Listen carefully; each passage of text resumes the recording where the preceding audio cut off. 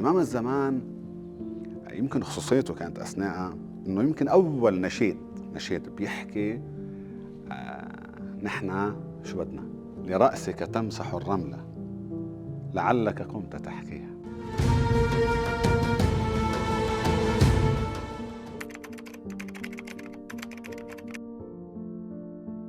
من اللطميات اللي كتير بتفاعل معها هي لأخونا العزيز عساكر، هي لما بيحكي صرختي طول حياتي يا حسين يا قتيل العبرات يا حسين.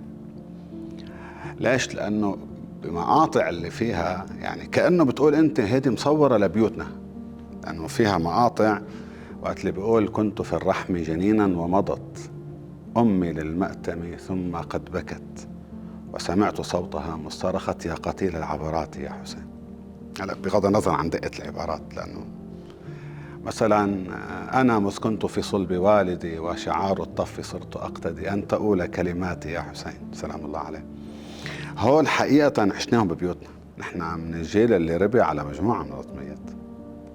يعني نحن ربينا على أيها القادم من أرض الجنوب، ربينا على لطمية ميدون يا كربلاء، ربينا على لطمية يا لحزن المسلمين لأمير المؤمنين.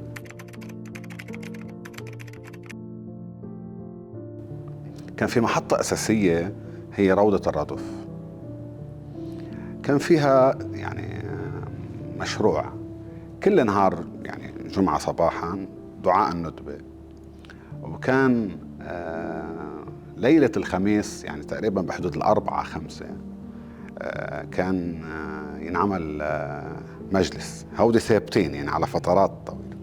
هذا لزم علينا انه نحن والله او حتم علينا اذا بدك انه نحن بعد كل دعاء ندبة ينعمل لطمي. إمام الزمان يمكن خصوصيته كانت أثناء إنه يمكن أول نشيد بيحكي نحن شو بدنا. لك أثناء إمام الزمان طلع من فكرة من شعور، مش من فكرة إذا بدك، حقيقة من شعور غربة، مظلومية عم تشوفها بكل شيء. يوميا انت بتفقد اعز احبابك، كل العالم يعني عليك من كل الميلات. طبعا شاعرين يمكن بقوة اكيد، بس المشهد العام اللي حواليك على طول انت يعني صراع صراع صراع صراع شهداء. كانت هيدي تعبير. إمام الزمان بلشت هيك ولا زالت هيك وحتبقى هيك، لأنه آخر شيء نحن شو التلخيص فيها؟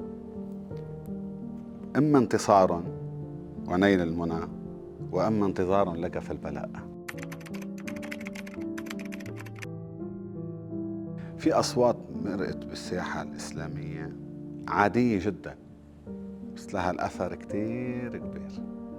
لا مش موضوع الصوت لحال، الصوت لحال إيه هذا منطلق، حد منه الأداء كمان هذا منطلق.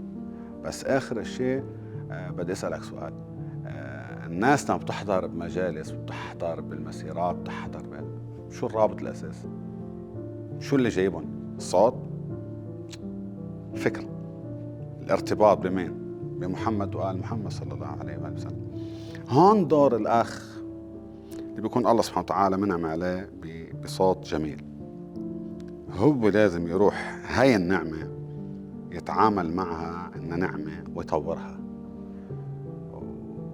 ويكون عارف حاله إنه هو مش طالع ليبرز شخص، أشخاص بتتبدل، هو عنده رسالة بده يأديها ولازم يأديها باحتراف. جواد المنى كان بالمراسل، يعني كان خينا الأستاذ فادي مسافر فبعت نص. طبعا لما نحكي عن المراسلة بهديك الأثناء إنه الأستاذ فادي كان بكندا، وأنت مش مثل هلا يعني فيك تبعت عبر واتساب وتصلح وكذا، يعني كان يبعث لك الرسالة يعني بدك تقراها لترد له عليها جواب، بس ياخذ 3 اشهر يعني بين ابعت وامرار تسجيلات، وبتعرف كان التسجيل على الكاسات وينبعت وكذا. ليك لانه امرار في كثير من اللطميات هي بتولد من يعني بفكره مش عند الشاعر، عند الردود. هون بتجي قصه التوأمه، انه طبعا مش انه يكون والله على طول الردود عنده شعره الخاص، مش صح. الشعر هو لازم يكون لكل هذه الساحه، بس التوأمه بمعنى انك انت يكون الشاعر يتقبل منك فكره، هي هون. عرفت كيف؟ هون النادب كمان، هون الردود هي من ضمن مسؤولياته انه ما يفكر بس لحن وكلمات، هو لازم وحده من مشروعه يأسس لمجموعه افكار.